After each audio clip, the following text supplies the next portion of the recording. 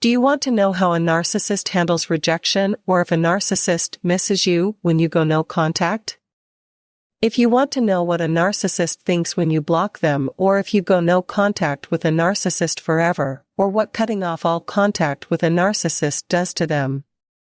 In this video, you will learn how narcissists will behave during no contact and how you can protect yourself from their manipulation tactics that will derail you from living your best life. So the first thing is that they're going to maybe try to start going back to what worked for them before, because remember, there are those 3 different ways that they interact in relationships.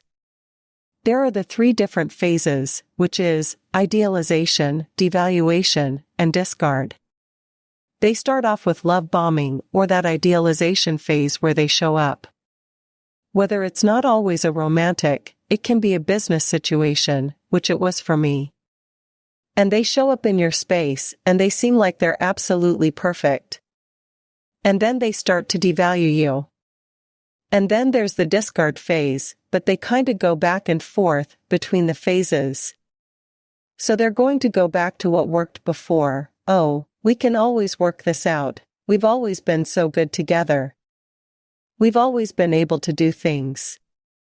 Why do you need to be so rigid? Why do you need to be so difficult? They'll try to get you to be charmed by them again. Whatever that worked before to charm you, they'll go back to that. And sometimes, it's called hoovering, where they're basically coming back and say, "Oh, maybe I haven't talked to you in a while." And suddenly, you get that ping in your inbox, or in your DMs, or whatever. And you're like, "Oh, I haven't talked to that person, why? What are they doing here?" So they're going to go back to trying to charm you in some ways, so that's number 1. The next thing is that they may try to come on even stronger. You barely feel like you can breathe sometimes with them. Now all of a sudden, they're showing up at your house or showing up at your office. They happen to be talking to everybody that you know. You just can't get away from this person. There they are. They may call you incessantly. They may text you incessantly.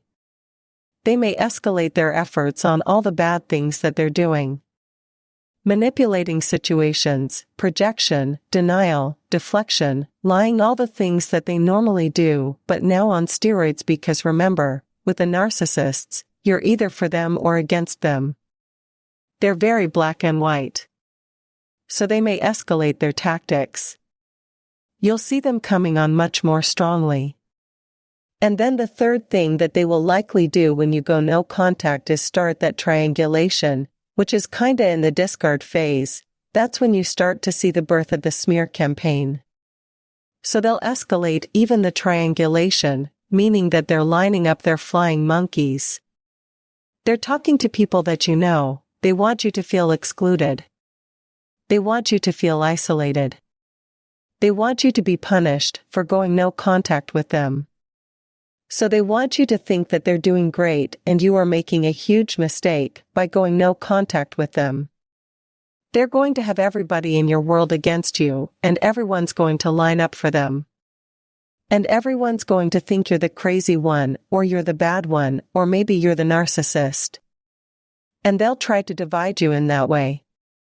So isolate you, manipulate situations, triangulate that smear campaign. So that's kinda all goes into number 3 as far as triangulation, smear campaign, and lining up flying monkeys against you. So the fourth thing is that their narcissistic injury could be triggered, and therefore, narcissistic rage comes flying out. So now they're not just trying to hover over you, they're not just pushing you more, they're not just triangulating, they're not just escalating. Now it's like they're in full-on rage. You will do what I want, you will come back, and you will be punished. And sometimes I think they go into this rage state just so that you're afraid, just so that you are punished. It's not just that they're angry. I mean, I know that they're angry too, you know, they're like 2-year-olds in an adult body. So they're literally having a tantrum now. They're literally super angry. And sometimes, during this phase, that's when they start to actually become undone. They start to make mistakes.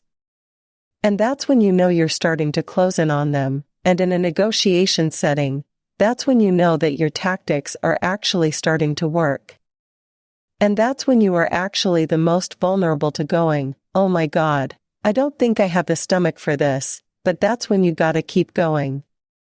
Because narcissists are always the worst right before they're ready to give up.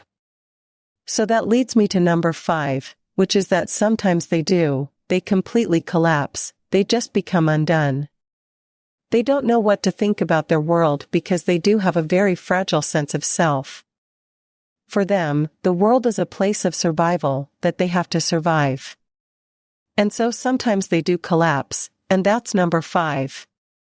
And the last thing is that eventually, if you do it the right way and you create the right strategy and you have the right leverage and you figure out how to cut off any source of supply from you, that means you're not intimidated, you're not scared. Your fear goes away, all of that because now, they just realize they're not getting any supply from you anymore at all. And they're like vultures. So there's nothing left in this carcass over here. So they will eventually, and this is number 6, find narcissistic supply somewhere else, because they have to have it. It is what they feed on, it's their lifeblood, it's their oxygen. But you just want to make sure that you are no longer a source of that narcissistic supply for them. So eventually, your no contact will absolutely work.